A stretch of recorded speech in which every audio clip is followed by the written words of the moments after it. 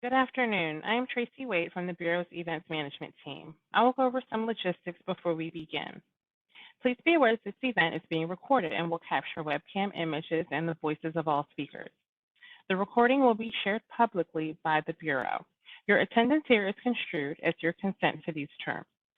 The link for closed captioning will be placed in the chat box, which is located near the bottom of the WebEx window.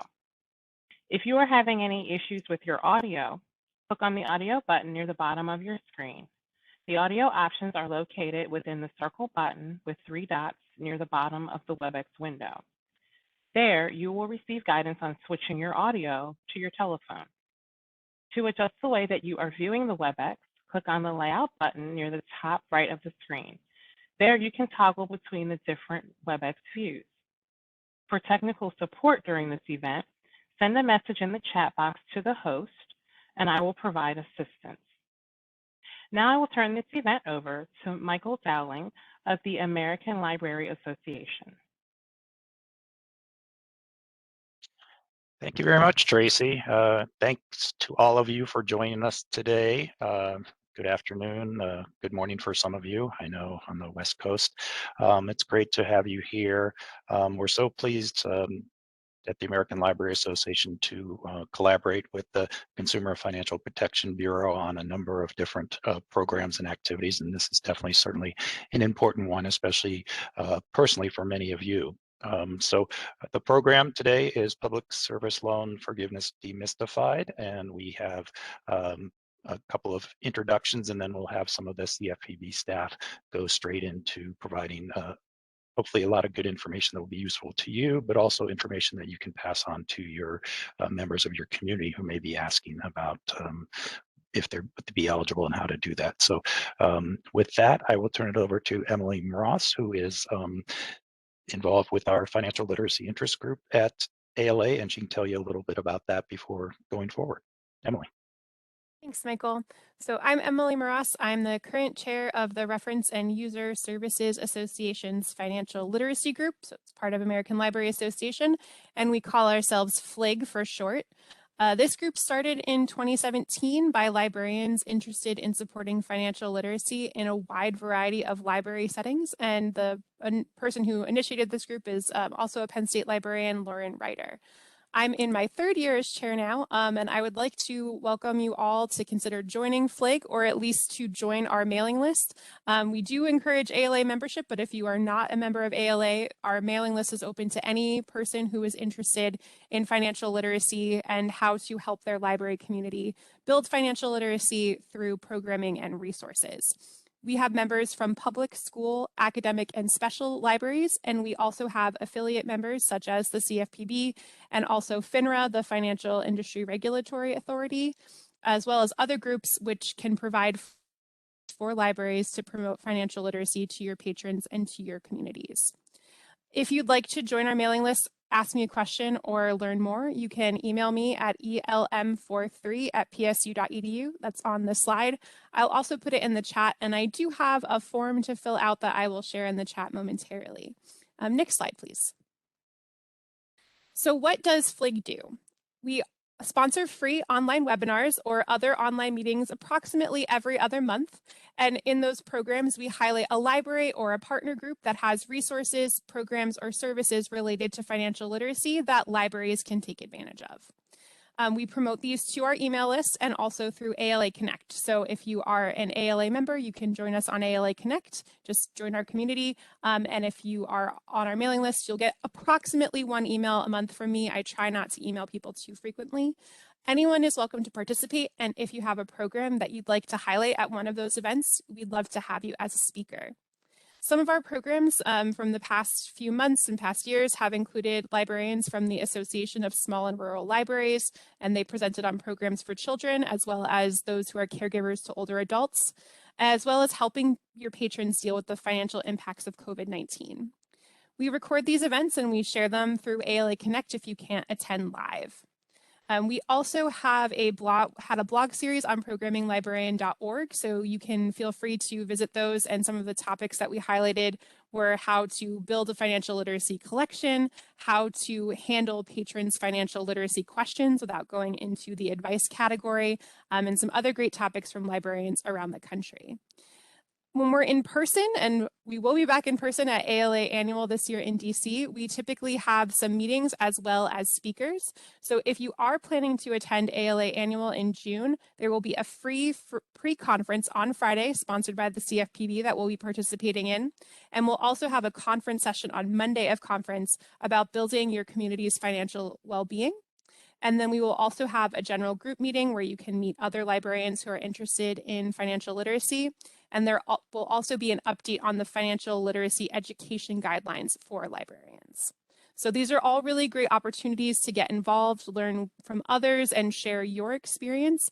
And I do have a form that I'll put in the chat when I'm done speaking, where if you are attending ALA Annual, you can tell us. And if you would like to participate in any of our programs, you can indicate that. If you're not, that's fine. You can also indicate on that form if you'd like to join our mailing list and provide me with your email address to sign you up, which again, I only send about 1 email a month. I try not to do too much. Next slide, please. So if you are interested in joining us and you're currently an ALA member, as I said, you can join us on ALA Connect. You can email me, and we also have a LibGuide that you're free to make use of. I'll put the link for that in the chat as well. There are reading list suggestions for children, adults, and other free resources that may be helpful to your library to build your financial literacy with your patrons. And in the future, we share our upcoming webinars on our email list and via ALA Connect. And if you have a smart device, if you scan that QR code that's on this slide, that will bring up the form that I mentioned, but I will also place that in the chat. We love to hear from people about what you're doing in your libraries, and if you are interested in sharing that with other librarians. So please tell us all about that, and I will get back with you and see if we can accommodate you at an upcoming program. And now I'm going to turn it over to Scott. Thank you, Emily. Good afternoon, everyone, and thank you for tuning in to our presentation today on public service loan forgiveness. My name is Scott Filter, and I'm a senior advisor in the Office of Students and Young Consumers at the CFPB. This webinar is intended to help you navigate the recent updates to the PSLF program and how you might be able to take advantage of loan forgiveness for public service employees. Next slide, please. Let's start with our standard disclaimer. This presentation is being made by a Consumer Financial Protection Bureau representative on behalf of the Bureau. It does not constitute legal interpretation, guidance, or advice of the CFPB. Any opinions or views stated by myself are my own and may not represent the Bureau's views. Next slide, please. Today's discussion is going to focus on PSLF, including how student loan borrowers can become eligible, how to apply, and then we'll discuss some recent changes to the PSLF program through a limited waiver opportunity enacted by the Department of Education. We'll also have some additional resources at the end of today's presentation and other materials to help you stay on track to track your loan progress towards forgiveness. Next slide, please. First, a little bit about the Consumer Financial Protection Bureau. The CFPB agency that works to improve consumer finance markets by making rules more effective, by enforcing those rules, and by empowering consumers to take more control of their financial and economic lives. Next slide, please. I'm from a division in the CFPB that focuses on helping consumers navigate financial products and services. We serve the general public, but we also focus on a series of special populations, including service members, older Americans, traditionally underserved communities, and students and young consumers.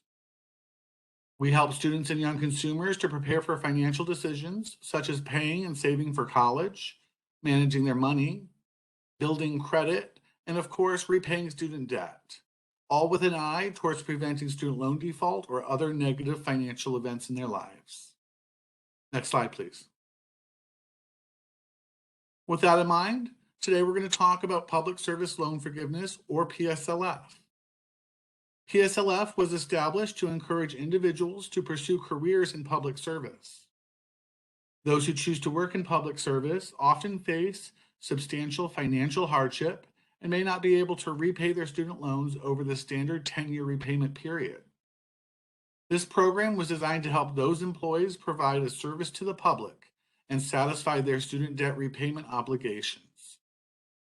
Next slide, please. So what is PSLF? PSLF is a program where a student loan borrower can qualify for loan forgiveness by paying their loans for 120 months while working in a public service for a qualifying employer. And we'll break this definition throughout this presentation and go over the qualifying criteria to reach PSLF. Next slide, please. But first, a little bit about the temporary limited waiver from the Department of Education. On October 6th of 2021, the Department of Education announced that for a limited time, borrowers can receive credit for past payments that would not have otherwise qualified for PSLF. With this limited waiver, if you have been working in public service but have never explored PSLF, or were previously discouraged from taking advantage of PSLF because you had the wrong type of loans or wrong repayment plan, this is the time to take advantage of the limited waiver and consider whether you want to explore PSLF. Next slide, please. Under this limited waiver, any prior payment will count as a qualifying payment. It does not matter the type of loan you had, the type of repayment plan you had, or whether that payment was made in full or on time. You can receive PSLF forgiveness even if you are no longer working for a qualified employer at the time of your application for forgiveness, or when you receive actual forgiveness of your loans. Now, this is a truly time-limited opportunity for the waiver, and it expires October 31st of 2022 this year. To receive credit for past payments, you must take action prior to this deadline. Your next step depends on what type of loans you currently have, and we'll get into that in the next few slides. If you're unsure of what type of loans you have, you can log into the Department of Education's website, studentaid.gov, which is on this slide here at the very bottom, to find out more information. All of your federal student loans will be listed after you into that website with your username and password. You will need to know what type of loans you have before you can move on to the next step. Next slide, please. To qualify for PSLF, you must make 120 payments while working for a qualifying employer. Any federal, state, or local government or military service will be considered qualifying employment, along with any nonprofit that is a 501c3 or an organization that is providing certain types of qualifying public services. Now, it only matters if you work for a qualifying employer. It does not matter what you do for that employer. As an example, if you work for a public school, all the employees who work there qualify, whether you're an administrator, an assistant, a janitor, or the classroom teachers. Now, if you have any questions about whether your employer qualifies for PSLF, you can always use the Department of Education's PSLF help tool, which is on the studentaid.gov website. Now, the other thing to keep in mind is that you need to work full-time. And that means you must meet your employer's definition of full-time employment, or you must work at least 30 hours a week. If you're employed in more than one qualifying part-time job at the same time, you may meet the full-time employment requirement if you work to a combined average of at least 30 hours per week with all of your employers combined. Next slide, please. Now you need to make sure that your payments count. Only payments after October 1st of 2007 will count towards PSLF because that's when the program was created. You do need 120 monthly payments, but they do not have to be consecutive.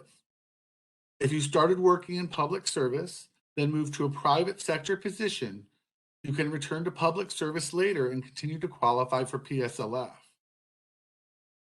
Now, it's always good advice to keep a record of your payment history, so we recommend that you download a copy and save it for your files on a regular basis. We also recommend that you fill out a PSLF form with updated qualifying employment each and every year so you can make sure that you're on track for forgiveness. Next slide, please.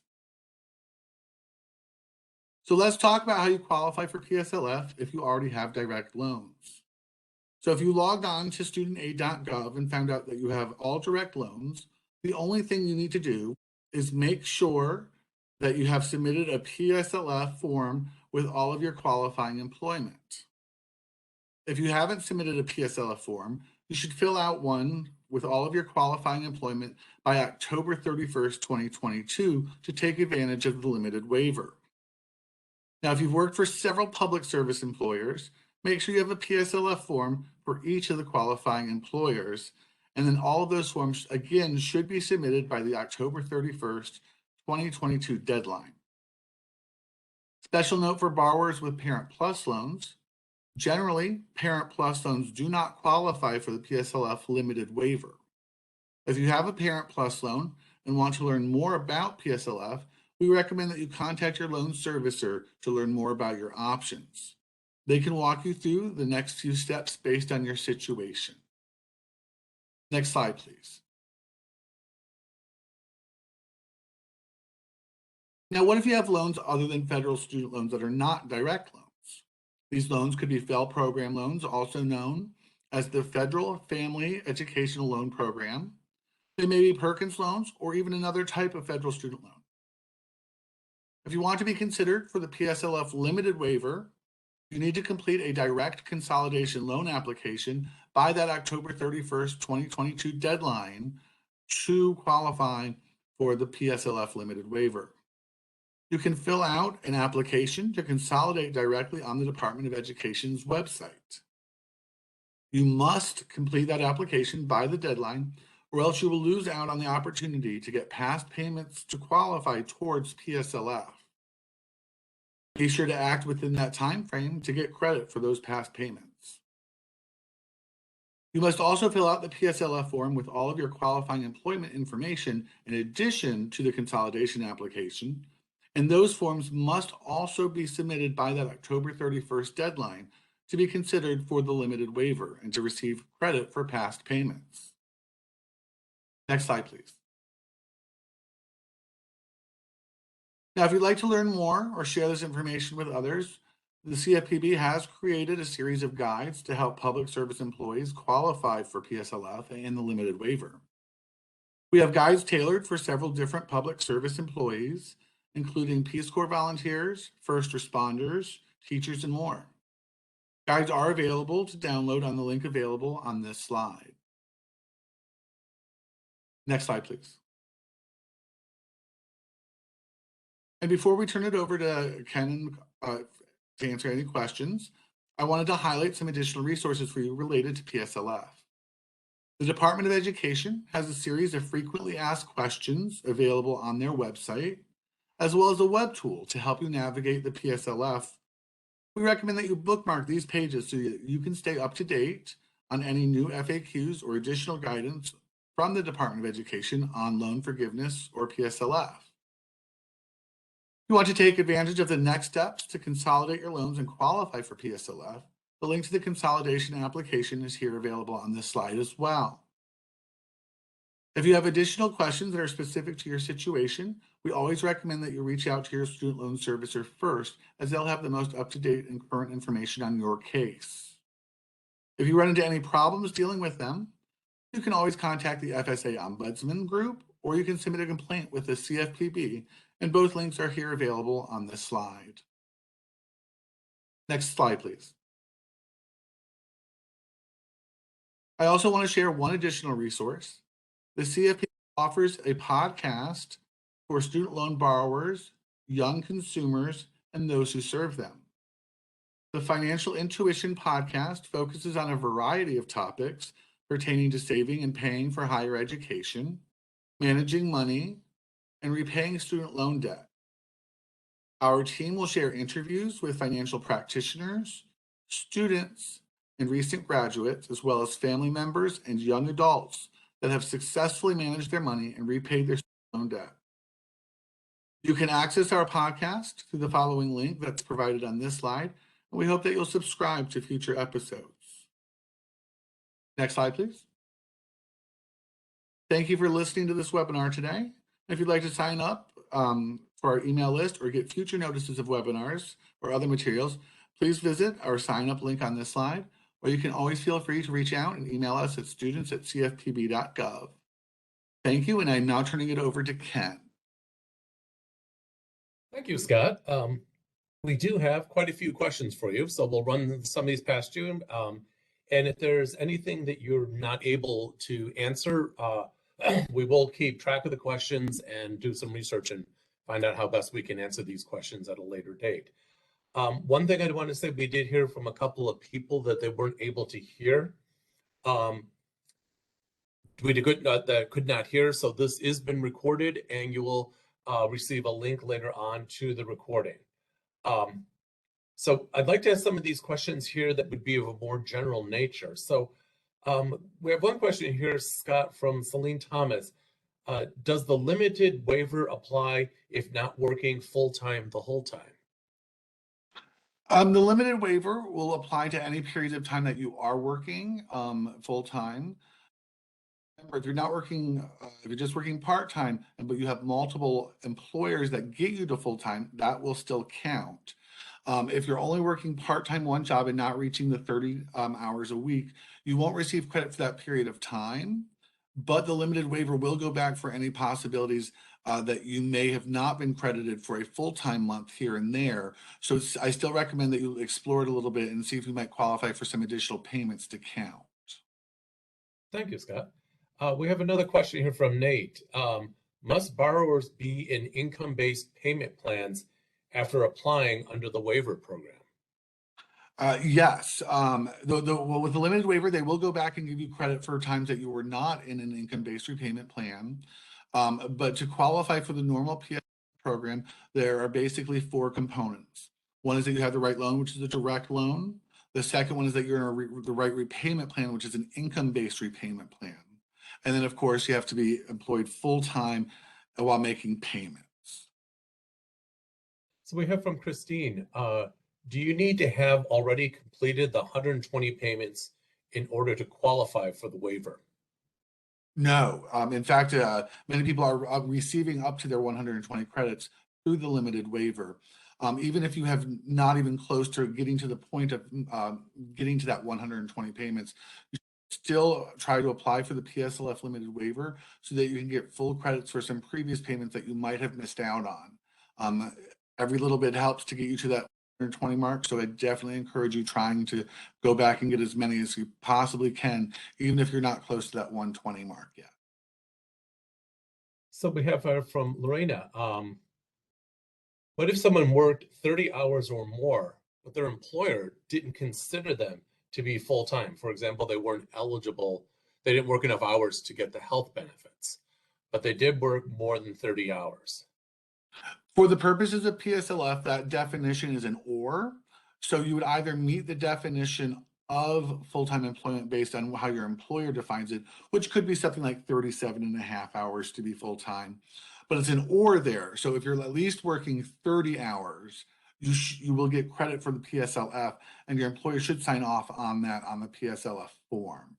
If you have any problems with that, you should definitely reach out to your loan servicer, as there's other ways that they can go through and give you credit for that.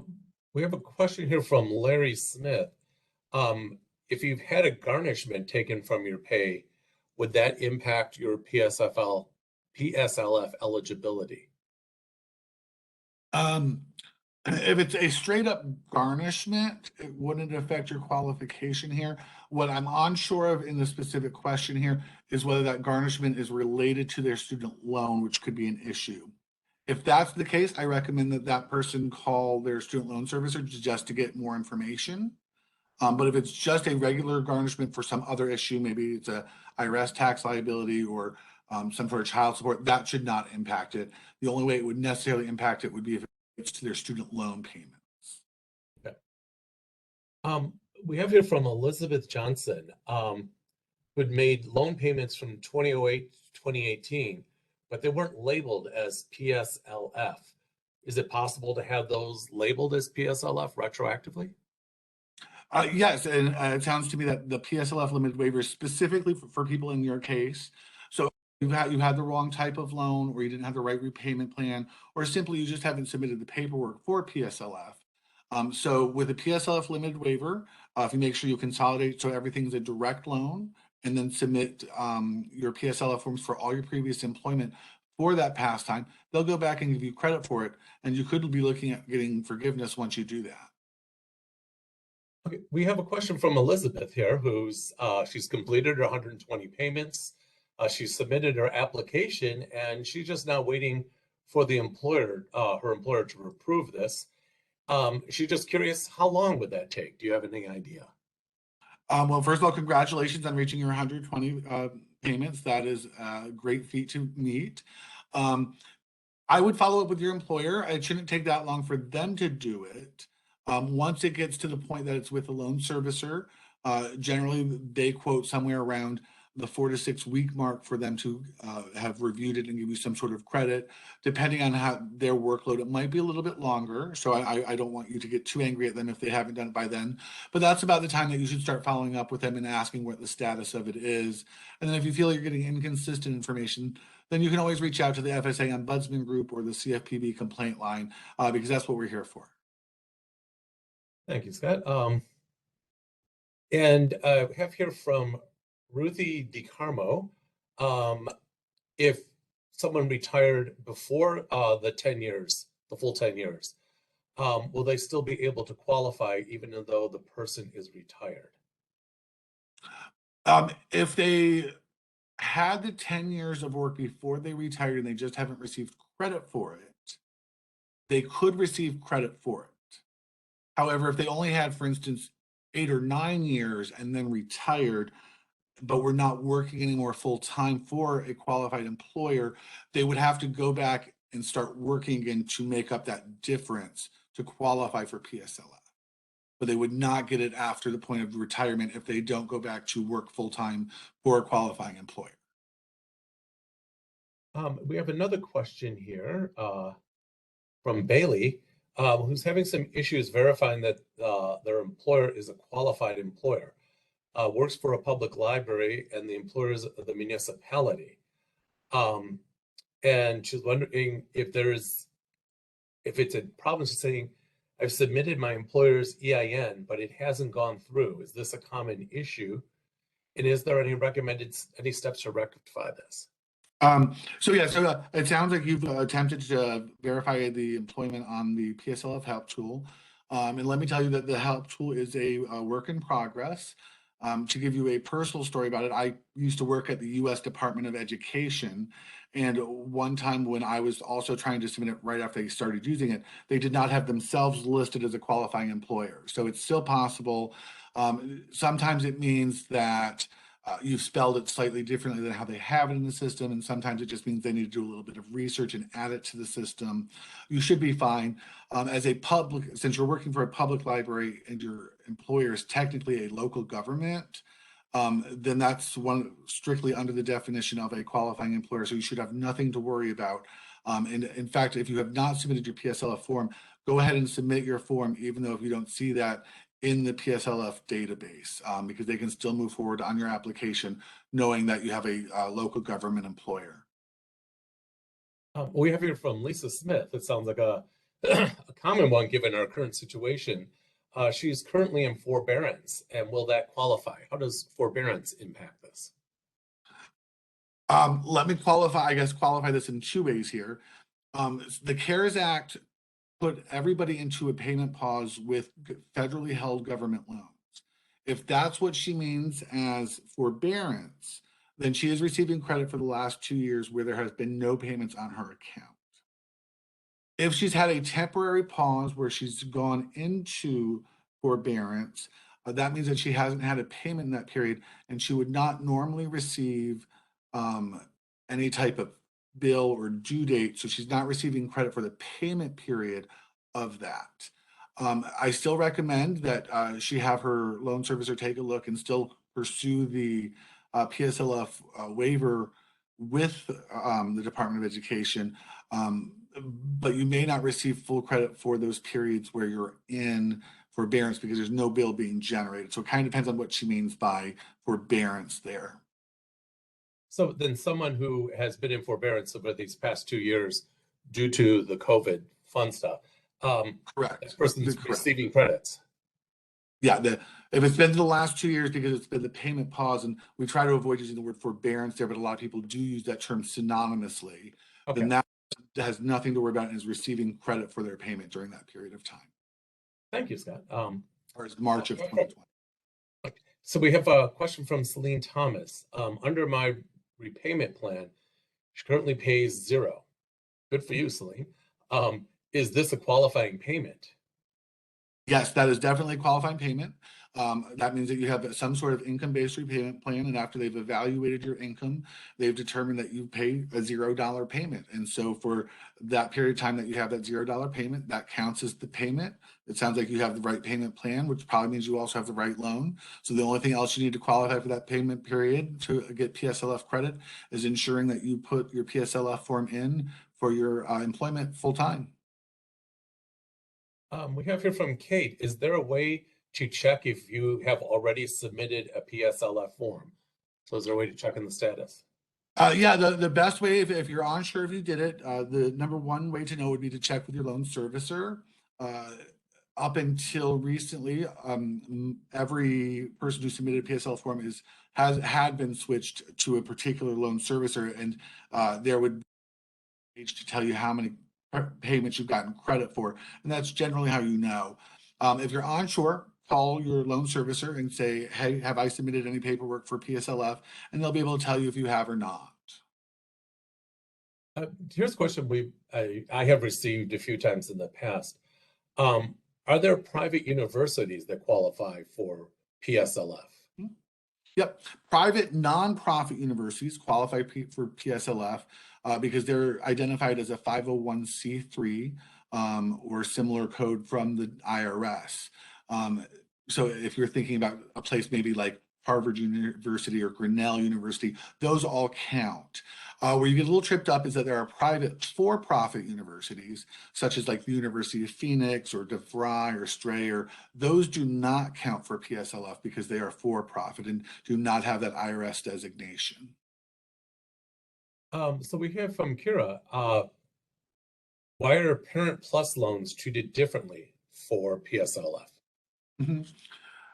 If you go to that studentaid.gov website, there's a little bit more information on the PSLF. And we recommend you contact your loan servicer because it is a more difficult process for you. But the Department of Education gives 2 warnings when you're looking at qualifying for PSLF with a Parent Plus loan. The first is the employment requirement is with the borrower and not necessarily the student. So that means that the parent that borrows the loan in their name would have to meet the employment qualifications to get forgiveness. So that's the first thing to keep in consideration. The second is that the Parent Plus loan by itself does not qualify under federal regulations to be in the right repayment plan. You can't have an income-based repayment plan for a Parent Plus loan. So what you have to do is you have to go through an extra step of loan consolidation and turn that into a direct consolidation loan with your loan servicer to thereby switched into the right repayment plan. So there's a bit of an extra step there that you have to do with your loan servicer to make it happen. It's possible, but just we always recommend go to your loan servicer. They can take you step by step through that process. Thank you, Scott. One more question here. What does it mean that the payments don't have to be non-consecutive?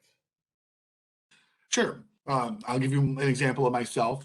So for a few years, I worked at the Department of Education, got about 6 years of credit towards PSLF. And then I took 2 years off and I went to work for a for-profit private sector company. And so for those 2 years, I was not receiving credit for PSLF, but I still had those 6 years credit for when I worked for education. And so after those 2 years, I went back to the Department of Education and continued working there. So I picked up just where I left off, basically adding to that 6 years with the Department of Education, even though there was that 2-year break in between. And then lo and behold, 4 years later, I qualified for PSLF. So you don't lose credit for past employment periods that you get for it. It's just you won't get credit for the periods of time you don't work for the right employer. Thank you, Scott. We have several questions here that will be more particular to your particular loan, like timing issues, those kind of things. We encourage you to reach out to your loan servicer to answer any of those particular specific questions.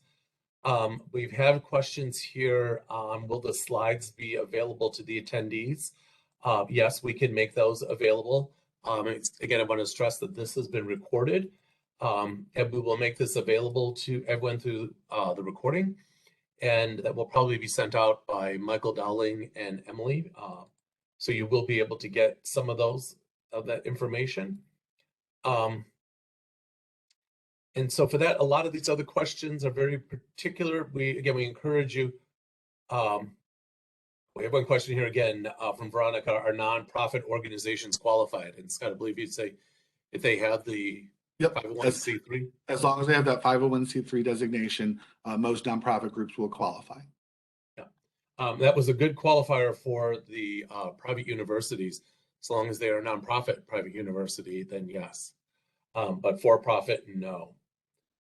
Okay, that's all we'd like to have for right now. Again, we encourage all of you, if you have any particular questions to your particular experience, we encourage you to reach out to your loan service provider. But the slide deck will be made available to you so that you will have some of these links that you may access. And again, a recording will be made available to you. I'd like to thank all of you who attended for attending. We greatly appreciate this. We greatly appreciate the opportunity to answer all of your questions and present this information to you. The Consumer Financial Protection Bureau is here for consumers, and you are all consumers, and we're glad to be able to be of assistance for you. So with that, I'd like to conclude this, and thank you all so much for taking the time, and we look forward to helping you out in the future. Thank you very much for attending. Goodbye, all.